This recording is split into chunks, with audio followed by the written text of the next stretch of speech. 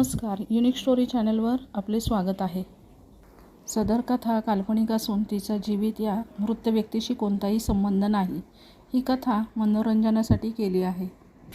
तो अजूनही झोपलाच होता. वर टांगलेल्या सलाईन वाऱ्यानिशी हालत होते. त्यातून टपकणारे थेंब त्याच्या रक्तात भिनत होते. झोप कसली येत होती त्याला. डोळ्यांनी तो एकाच ठिकाणी पाहत होता. त्याची आई औषधे व गोळ्या घेऊन आली. त्याला थोडंफार खाण्याची विनंती केली, पण त्याने गप्प राहूनच नकार दिला. आई गेल्यानंतर त्याने एका हाताने औषध व गोळ्या घेतल्या व घड्याळाच्या टोल्यांनी त्याचे लक्ष वेधले. 6 वाजले होते. त्याने पटकन चादर बाजूला केली. अरे बापरे, क्लास तर संपून गेला असेल. अंगात एवढेही बळ नसताना त्याने हातातली सुई खेचून काढली. भळभळणाऱ्या रक्तावर कापसाचा बोळा पकडून तो सायकलजवळ गेला. त्याच्याकडे कोणाचेही लक्ष नव्हते. भर पावसातून तो सायकल घेऊन क्लासकडे गेला. क्लास तर केव्हा संपून गेला होता. बहुतेक सर्वजण घरी निघून गेले होते. पावसाची भुरभुर चालूच होती. ती अजूनही क्लासच्या बाहेर त्याची वाट पाहत उभी होती. त्याला बघितल्यावर तिचे डोळे चमकले. तिला त्याचा राग आला होता. झपझप चालत ती त्याच्याजवळ पोहोचली. त्याच्या डोक्यावर छत्री पकडून त्याचा कान धरला. तू आजारी असतानाही इथं का आलास?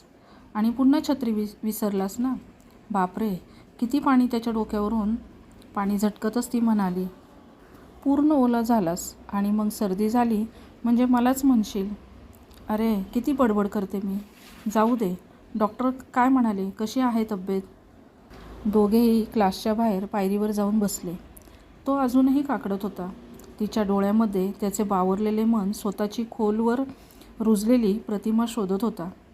तिचे निरागस डोळे मात्र सदैव त्याच्या चिंतेत बुडालेले दिसत होते. त्याच्या अतिभोळेपणाची तिला काळजी वाटायची. त्याच्या प्रेमाच्या वेडेपणाची तिला काळजी वाटायची. त्याच्या प्रेमाच्या वेडेपणाची सीमा अजूनही तिला ठरवता आली नव्हती. त्याच्या कपाळावर तिने हात लावला आणि ती दचकलीच. बापरे, किती भयंकर ताप आला आहे तुला. आणि तू तरी एवढ्या पावसात मला भेटायला आला. तुला काही झालं म्हणजे? नाही, मीच वेडी आहे. मीच थांबते ना. आता मीच थांबणार नाही. तू बघच, मी थांबतच नाही. असं दृष्ट लागण्याजोगं प्रेम बघून त्यांच्या डोळ्यामध्ये पाणी जमा झालं. बोलण्याचा प्रयत्न करताच त्याला खोकला आला. तिने त्याला न बोलण्याची विनंती केली. त्याचा हात आपल्या हातात घेतला. तिने हातावरून ओघळणारे रक्त पाहिले. ती यावेळी मात्र चिडलीच. तू हे काय केलंस? तू सलाईन काढले ना? का स्वतःला त्रास करून घेतोस? तुला होणाऱ्या वेदना काळजात सुईप्रमाणे घुसतात. जा, मी बोलणारच नाही. अरे तुला काही झालं म्हणजे मी आणि माझे जीवन. त्याने तिच्या ओठांवर हात ठेवला. पुढचे शब्द काळजाला चिरणारे होते. त्याच्या डोळ्यातून थेंब ओघळला, तिच्या निस्सीम प्रेमासाठी आणि तिच्यासाठी. तरीही त्याच्या डोळ्यातल्या अश्रूंनी तिला अस्वस्थ करून टाकले. तिच्याही डोळ्यातून पाणी टपकत होते. खरंच इतकं प्रेम करतोस का रे माझ्यावर? मग असा त्रास का देतोस? तुझ्या या वेडेपणानेच मला वेड लावलंय. दोघे पण अगदी वेडे आहेत. तिने त्याच्या खांद्यावर मान टेकली. डोके थापटत तो मात्र कुठल्या तरी वेगळ्याच विश्वात हरवून गेला होता. तिथे फक्त तिच्या बांगड्यांची किणकिण आणि तिचा आवाज कानी येत होता. तेवढ्यात त्याच्या सरांची थाप त्याच्या पाठीवर पडली. काय रे, केव्हाचा आवाज देतोय? काय करतोयस इथं? एकटा एवढ्या पावसात का बसलाय? घरचे म्हणत होते तू आजारी आहेस म्हणून. सरांच्या आवाजाने तो भानावर आला. त्याने मान डोलावली. सर आत निघून गेले. भरलेल्या डोळ्यांनी किंचित मागे वळून पाहिले. क्लासमध्ये टांगलेल्या तिच्या फोटोची माळ वाऱ्यानिशी हालत होती. क्लासमधली हुशार विद्यार्थिनी होती ती. सर्व काही दृष्ट लागण्याप्रमाणे घडून गेलं होतं.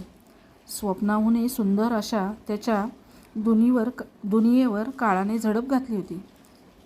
त्या दुनियेतील सर्व सुख काळ आपल्याबरोबर घेऊन गेला होता. फोटोतील फुलं आडून डोकावणाऱ्या तिच्या डोळ्यांमध्ये घोर चिंता दिसून येत होती. कोण समजून घेणार माझ्या या वेड्याला? कोण शिकवणार याला माझ्याशिवाय जगणं? कोणी जपेल का याला माझ्याप्रमाणे? असे अनेक प्रश्न तिला पडले असावेत. त्याचे मन मात्र एखाद्या वेड्या हरण्याप्रमाणे तिच्या सावलीमागेच पळत होते. तेही मनात मानायला तयार नव्हतं की तिचं अस्तित्व आता संपलं होतं. असे सावल्यांचे खेळ आभास त्याच्या जीवनाचा एक भागच बनून गेला होता. हृदयात जपून ठेवलेल्या तिच्या आठवणी अश्रू म्हणून क्षणाक्षणाला बाहेर पडत होत्या. तिची प्रतिमा डोळ्यामध्ये भरून जड अंतकरणाने तो सायकलजवळ गेला. काकडत काकडत त्याने सायकल घेतली व घराकडे चालू लागला आणि चालता चालता बेशुद्ध होऊन पडला. हे सगळं प्रेम होतं की वेड? का कुणीतरी इतकंही प्रेम करू शकतं? हे असं कसं प्रेम जे मृत्यूनंतरसुद्धा जिवंत होतं? खरंच समीरच्या वेडेपणाला मृत्यूच्याही मर्यादा कमी पडत होत्या. या अगोदर समीर खूप चांगला असायचा. क्षणोक्षणी त्याच्या चेहऱ्यावर आनंद असायचा, पण त्यानंतर त्याच्या चेहऱ्यावर हास्य कुणी पाहिलेच नाही. आता समीरने आपल्या मनावर ताबा मिळवला आहे. सर्वांशी तो चांगला वागतो, अगदी पूर्वीप्रमाणे. पण फरक एवढाच की तो पूर्वी सर्वांशी बोलू शकत होता, सर्वांना ओळखत होता. परंतु त्यावेळी आजाराने समीरने आपली स्मृती गमावली होती. त्या दोघांच्या सुखासमोर स्वर्गसुद्धा फिका पडला असावा म्हणून देवालाही हेवा वाटला आणि जे खरोखरच चांगलं घडत होतं तिथेच नशीब तोडकं पडलं. नेहमी घडतं का? पण जादूची छडी फिरवावी आणि नवीन सुरुवात व्हावी असंच काहीतरी घडून समीरच्या आयुष्याने पुन्हा नवीन वळण घ्यावं. अगदी भाग्याने त्याला चिठ्ठी दिली असावी, कारण आज साक्षी खूप दिवसांनी समीरला भेटायला आली होती. कुणास ठाऊक नेमकं काय होतं त्यांच्या नशिबात. साक्षी आज खूप दिवसानंतर त्याला भेटायला आली होती. सर्व काही बदलून गेले होते. ती त्याच्यासाठी आज तशी नवीनच, पण साक्षी मात्र आजपर्यंत त्याच्या आठवणीत जगत होती. समीरला पाहताच ती जुन्या आठवणींमध्ये हरवून गेली. तो त्यांचा क्लासचा ग्रुप आणि सोबत घालवलेले प्रत्येक क्षण, क्लास सुटल्यानंतर त्यांच्या रंगलेल्या गप्पा, चिडवणं, प्रत्येक गोष्ट तिच्या नजरेसमोर येत होती. साक्षी नकळत समीरच्या प्रेमात पडली. ते दोघे चांगले मित्र होते, पण समीरचे दुसऱ्या कोणावर तरी प्रेम आहे हे साक्षीला समजले. म्हणतात ना, प्रेम हे असंच असतं, कधी कुठं कोणावर कसं जडतं. अगदी तसंच दुसऱ्या मुलीचं समीरवर प्रेम आहे म्हणून साक्षीने तिचे प्रेम व्यक्तच केले नाही. त्याच्या आनंदासाठी साक्षीने स्वतःला आवरलं आणि तेव्हापासून साक्षी दूर निघून गेली. तेही फक्त शरीराने. मन मात्र कायम त्याच्याजवळच असायचं. साक्षी व समीर खूप जवळचे मित्रमैत्रीण. ते प्रत्येक गोष्ट एकमेकांशी शेअर करायचे, तसेच एकमेकांची काळजी घ्यायचे. त्यांच्या मैत्रीवर त्यांचा खूप विश्वास होता. पण अचानकपणे साक्षीने दूर निघून जाणे समीरच्या लक्षात आले नाही. तो मात्र त्याच्या प्रेयसीसोबत आनंदात राहत होता, पण त्याच्या नशिबात तो आनंद फार काळ टिकला नाही, कारण एका अपघातात तिचा जीव गमवावा लागला. हा धक्का समीरला सहन नाही झाला. हे सर्व साक्षीला तिच्या एका मैत्रिणीकडून समजलं आणि मग तिने पुन्हा त्याची वाट धरली, कारण आज समीरला तिच्या मैत्रीची गरज होती. त्यांच्या नव्यानं सुरू झालेल्या आयुष्यात आधाराची गरज होती. पण साक्षीसमोर अनेक प्रश्न उभे राहिले होते. तो आपल्याला स्वीकारेल का? आपल्याशी आयुष्यभराचं नातं जोडेल का? पण या सर्व प्रश्नांची उत्तरं एकाच शब्दात होती, त्याची असणारी मैत्री. साक्षीला त्यावर पूर्ण विश्वास होता. साक्षीचा व समीरचा संवाद चांगलाच रंगला. त्याच्या प्रत्येक प्रश्नास उत्तर साक्षी त्याला पटल असे देत होती. बराच वेळ झाला होता. साक्षीनेही मग आत्ता आवर्त घेतलं, कारण इथून पुढे तिला 2 परीक्षांना सामोरं जायचं होतं. एक म्हणजे प्रेमाची आणि दुसरी त्याच्या मैत्रीची. पण दोन्हीतही ती त्याच्या सोबतच होती. काही वेळानंतर साक्षीने समीरचा निरोप घेतला आणि पुन्हा भेटू असं म्हणून निघून चालली. पण तो मात्र त्याच्या विचारात गुंतला होता.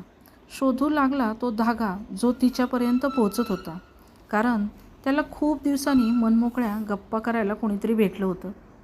तिच्या पाठमोऱ्या आकृतीकडे ती दिसेनाशी होईपर्यंत तो पाहत होता. त्याच्या जुन्या मैत्रीने आज नवीन वळण घेतलं होतं. आता पुढे काय माहीत, त्यांचं प्रेम भरणार होतं की नाही, का अजूनही देव त्यांच्या नशिबाची थट्टा मांडणार होता.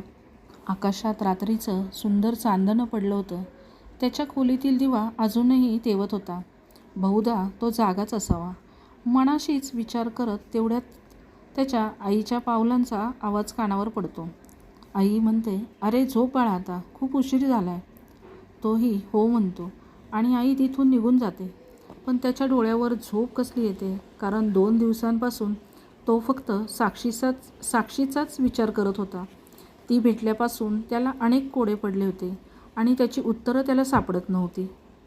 म्हणून तो सकाळी डोळा उघडल्यापासून ते रात्रीपर्यंत तिच्या वाटेकडं टक लावून बसायचा. साक्षीला भेटण्यासाठी आतुरलेल्या त्याचा जीव कासावीस झाला. आज तो दिवस उजाडला. सकाळीच साक्षी घरी येऊन बसली होती. अजून समीरचा डोळाही उघडला नव्हता. कदाचित कालची रात्रही तो नीट झोपला नव्हता. तोपर्यंत साक्षी त्याच्या आईशी गप्पा मारत बसली होती. माऊलीने हुंदके देत सर्व व्यथा साक्षीसमोर मांडायला सुरुवात केली.